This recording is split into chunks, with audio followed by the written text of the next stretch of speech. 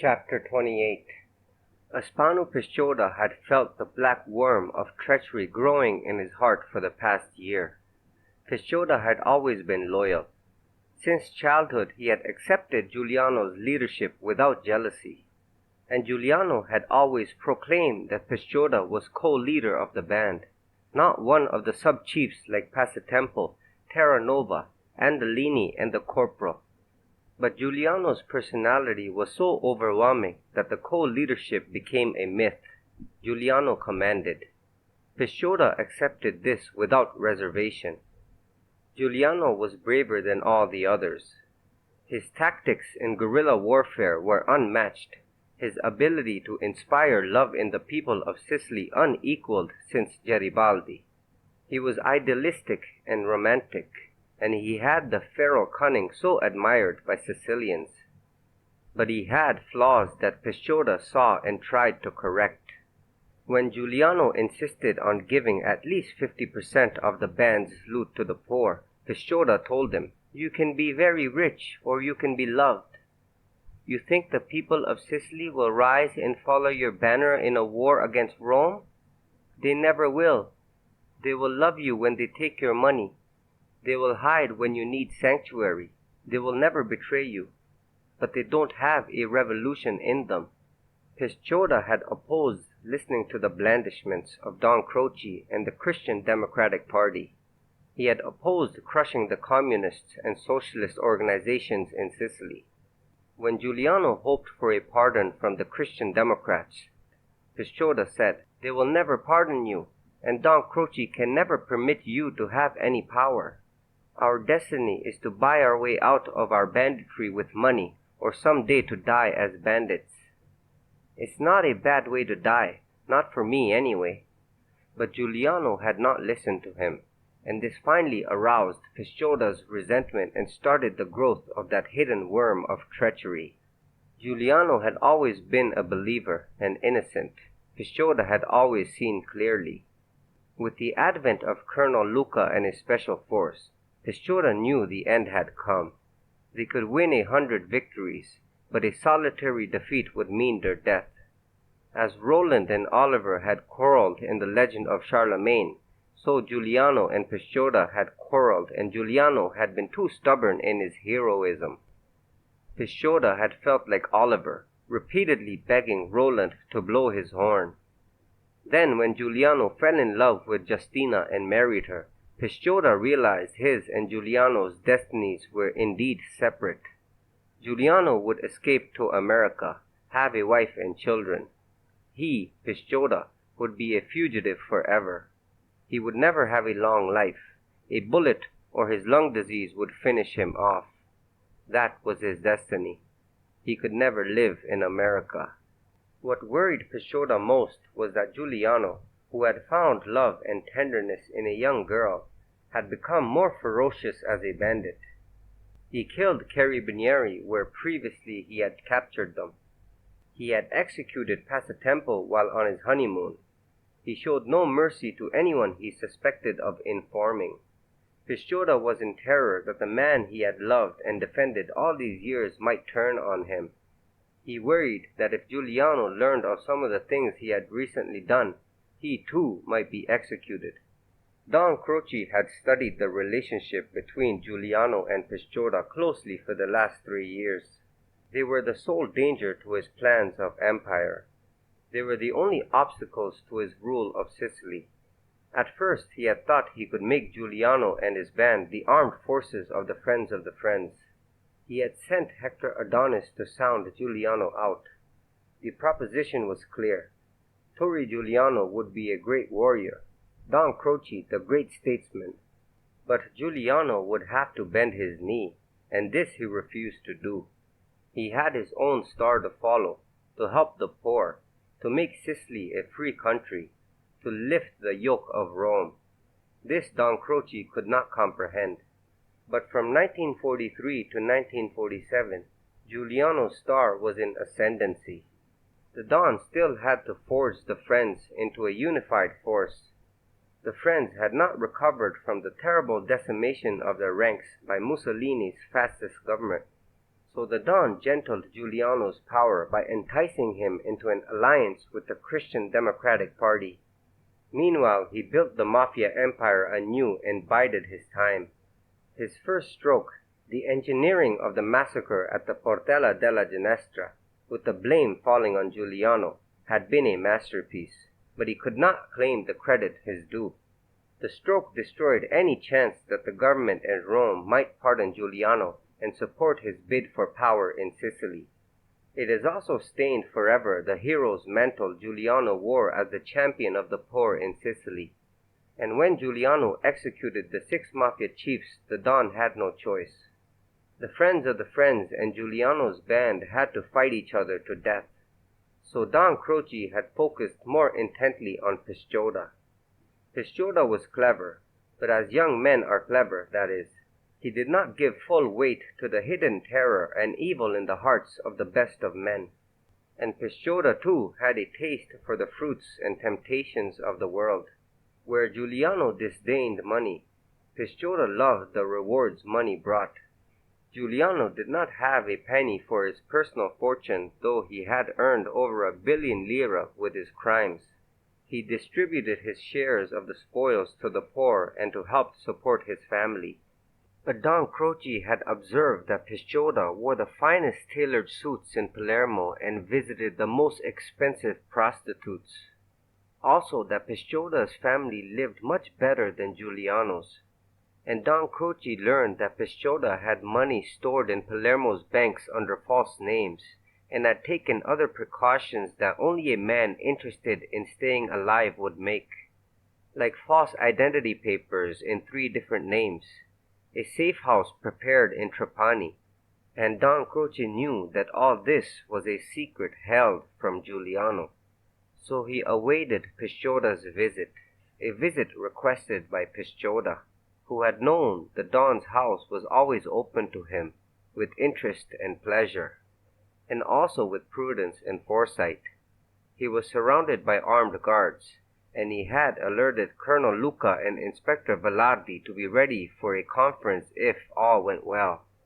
If it did not, if he had misjudged Pisciotta, or if this was a triple-dyed treachery cooked up by Giuliano to have the Don killed, then it would be the grave for Aspano Pisciotta. Pisciotta allowed himself to be disarmed before he was led into the presence of Don Croce. He had no fear, for he had just a few days before done the Don an enormous service. He had warned him of Giuliano's plan to attack the hotel. The 2 of them were alone. Don Croce's servants had prepared a table of food and wine, and Don Croce, an old-fashioned rustic host, filled Pisciotta's plate and glass. "The good times are over," Don Croce said. "Now we must be serious, you and I. The time has come to make the decision that will decide our lives. I hope you are ready to listen to what I have to say." "I don't know what your trouble is," Pisciotta said to the Don, "but I know that I have to be very clever to save my skin." "You don't wish to emigrate?" the Don asked. "You could go to America with Giuliano. The wine isn't as good and the olive oil is water, and they have the electric chair. After all, they are not as civilized as our government here. You couldn't do anything rash. But it's not a bad life there." Pisciotta laughed. "What would I do in America? I'll take my chances here. Once Giuliano is gone, they won't look so hard for me, and the mountains are deep." The Don said solicitously, "You still have troubles with your lungs. You still get your medicine." "Yes," Pisciotta said, "that isn't a problem. The chances are that my lungs will never get the chance to kill me." He grinned at Don Croce. "Let's talk Sicilian together," the Don said gravely.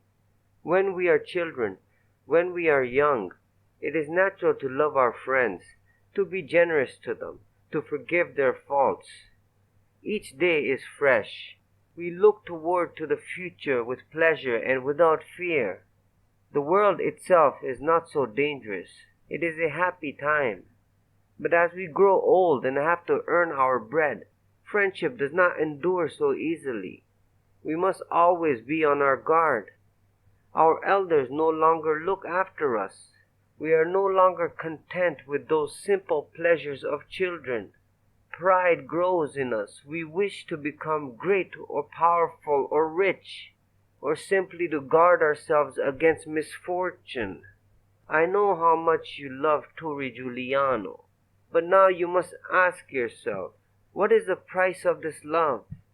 And after all these years, does it still exist, or is it just the memory that exists?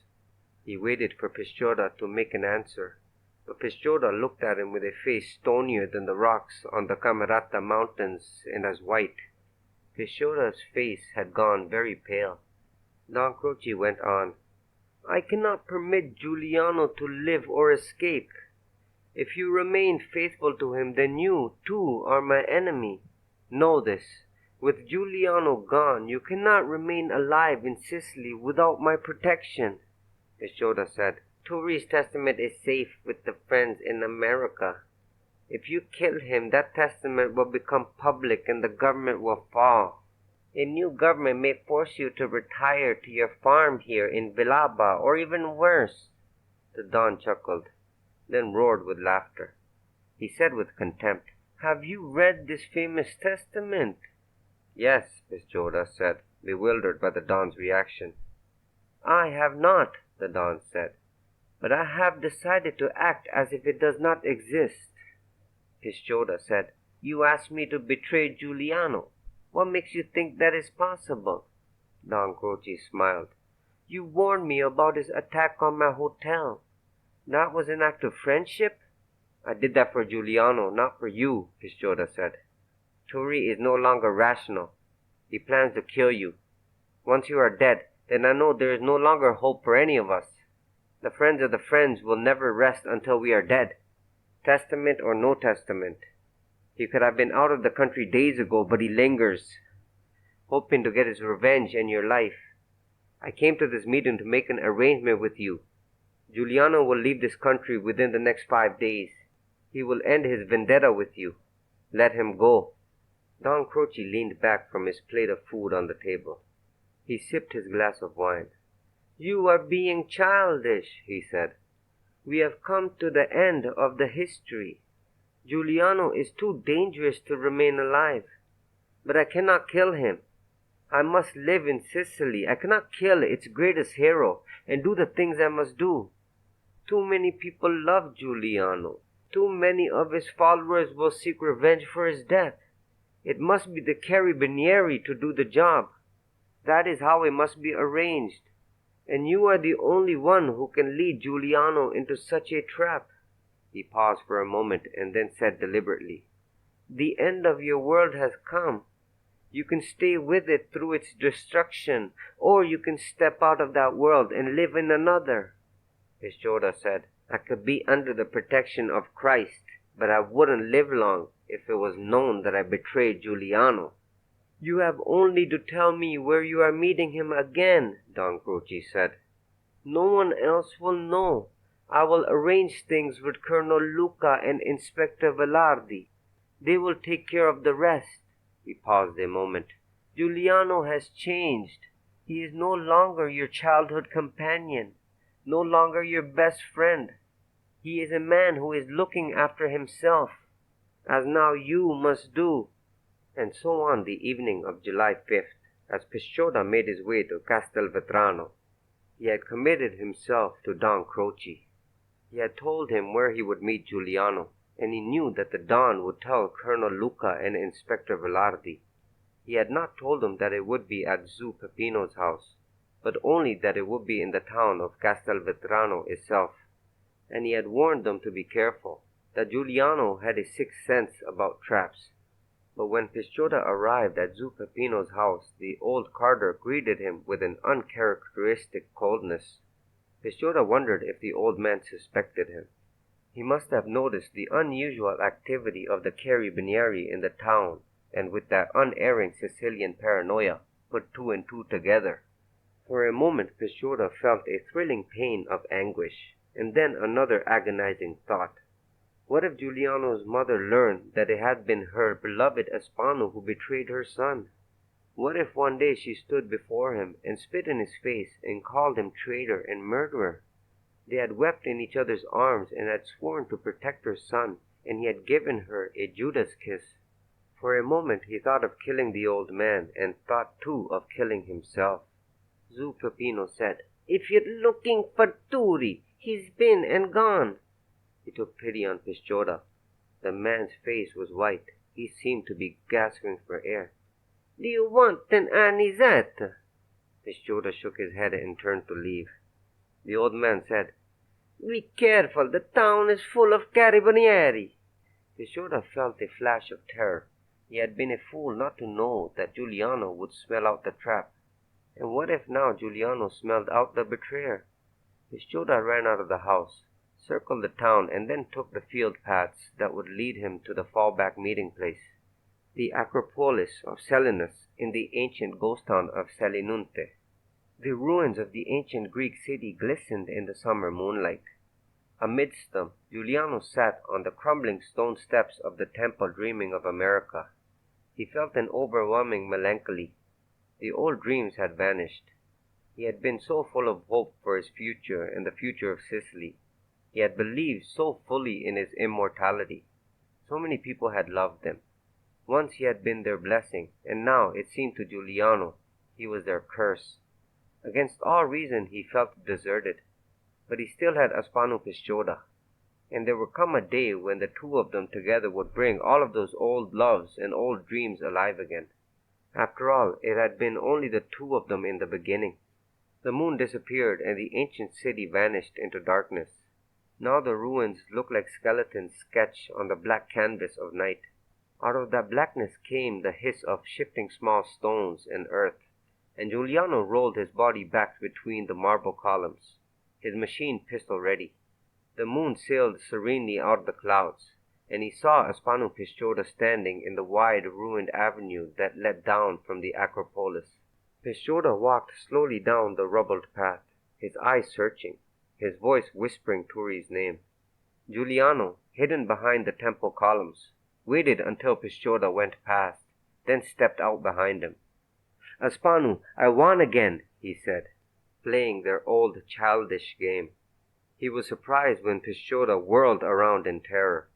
Giuliano sat down on the steps and put his gun aside. "Come and sit a while," he said. "You must be tired, and this may be the last chance we can talk to each other alone." Pisciotta said, "We can talk in Mazzara del Vallo. We will be safer there." Giuliano said to him, "We have plenty of time, and you'll be spitting blood again if you don't take a rest. Come on now, sit beside me." And Giuliano sat on the top stone step. He saw Pisciotta unsling his gun and thought it was to lay it aside. He stood and reached out his hand to help Aspano up the steps. And then he realized that his friend was leveling the gun at him. He froze, for the first time in 7 years, caught unaware. Pisciotta's mind crumbled with all the terrors of what Giuliano would ask if they spoke. He would ask, "Aspano, who is the Judas of our band? Aspano, who warned Don Croce? Aspano, who led the Carabinieri to Castelvetrano? Aspano, why did you meet with Don Croce?" And most of all, he was afraid that Giuliano would say, "Aspano, you are my brother." It was that final terror that made Pisciotta pull the trigger. The steam of bullets blew away Giuliano's hand and shattered his body. Pisciotta, horrified at his own action, waited for him to fall. Instead, Giuliano came slowly down the steps, blood pouring from his wounds. Filled with superstitious dread, Pisciotta turned and fled, and he could see Giuliano running after him, and then he saw Giuliano fall. But Giuliano, dying, thought he was still running. The shattered neurons of his brain tangled, and he thought he was running through the mountains with Aspano 7 years before. The fresh water flowing out of the ancient Roman cisterns, the smell of strange flowers intoxicating, running past the holy saints in their padlocked shrines. Aspano, I believe, believing in his happy destiny, in the true love of his friend. Then the kindness of death delivered him of the knowledge of his betrayal and his final defeat. He died in his dream. Aspano Pisciotta fled. He ran through the fields and onto the road to Castelvetrano. There he used his special pass to contact Colonel Luca and Inspector Velardi. It was they who released the story that Giuliano had fallen into a trap and been killed by Captain Parenze. Maria Lombardo Giuliano was up early that morning of July 5th, 1950. She had been awakened by a knock on the door. Her husband had gone down to answer it. He had returned to the bedroom and told her he had to go out and might be gone for the whole day. She had looked through the window and seen him get into Zupapino's donkey cart with its brightly painted legends on the panels and wheels. Had they news of Turi? Had he made his escape to America, or had something gone wrong? She felt the familiar anxiety building to terror that she had felt for the last 7 years. It made her restless, and after she had cleaned the house and prepared vegetables for the day's meals, she opened the door and looked out into the street. The Via Bella was swept clean of all her neighbors. There were no children playing. Many of the men were in prison on suspicion of being conspirators with the Giuliano band. The women were too frightened to let their children out into the street. Squads of carabinieri were at each end of the Via Bella. Soldiers with rifles slung over their shoulders patrolled up and down on foot. She saw other soldiers up on the roofs. Military jeeps were parked up against buildings. An armored car blocked the mouth of the Via Bella near the Balampo barracks. There were 2,000 men of Colonel Luca's army occupying the town of Montelepre, and they had made the townspeople their enemies by molesting the women, frightening the children, physically abusing the men not thrown into prison. And all these soldiers were here to kill her son. But he had flown to America. He would be free, and when the time was ripe, she and her husband would join him there. They would live in freedom, without fear. She went back into the house and found herself work to do. She went to the rear balcony and looked at the mountains. Those mountains from which Giuliano had observed this house with his binoculars. She had always felt his presence. She did not feel it now. He was surely in America. A loud pounding on the door froze her with terror. Slowly she went to open it. The first thing she saw was Hector Adonis, and he looked as she had never seen him look before. He was unshaven, his hair unruly. He wore no cravat. The shirt beneath his jacket was rumpled and the collar was smudged with dirt. But what she noticed was that all dignity was gone from his face. It was crumpled with hopeless grief. His eyes were brimming with tears as he looked at her. She let out a muffled scream. He came into the house and said, "Don't, Maria, I beg of you." A very young lieutenant of the Carabinieri came in with him. Maria Lombardo looked past them into the street. There were 3 black cars parked in front of her house with Carabinieri drivers. There was a cluster of armed men on each side of the door. The lieutenant was young and rosy-cheeked. He took off his cap and put it under his arm. "You are Maria Lombardo Giuliano?" he asked formally. His accent was that of the north, of Tuscany. Maria Lombardo said yes. Her voice was a croak of despair. There was no saliva in her mouth. "I must ask you to accompany me to Castelvetrano," the officer said. "I have a car waiting. Your friend here will accompany us. If you approve, of course." Maria Lombardo's eyes were wide open. She said in a firmer voice, "For what reason? I know nothing of Castelvetrano or anyone there." The lieutenant's voice was softer, hesitant. "There is a man there we wish you to identify. We believe he is your son." "It is not my son. He never goes to Castelvetrano," Maria Lombardo said. "Is he dead?" "Yes," the officer said. Maria Lombardo let out a long wail and sank down to her knees. "My son never goes to Castelvetrano," she said. Hector Adonis came over to her and put his hand on her shoulder. "You must go," he said. "Perhaps it is one of his tricks. He has done this before." "No," she said. "I won't go. I won't go." The lieutenant said, "Is your husband at home? We can take him instead." Maria Lombardo remembered Zupapino calling for her husband early that morning. She remembered the sense of foreboding when she had seen that painted donkey cart. "Wait," she said. She went into her bedroom and changed into a black dress and put a black shawl over her head. The lieutenant opened the door for her. She went out into the street. There were armed soldiers everywhere. She looked down the Via Bella to where it ended in the square. In the shimmering July sunlight she had a clear vision of Turi and Aspanu leading their donkey to be mated 7 long years ago, on the day he was to become a murderer and an outlaw. She began to weep, and the lieutenant took her arm and helped her into one of the black cars that was waiting. Hector Adonis got in beside her.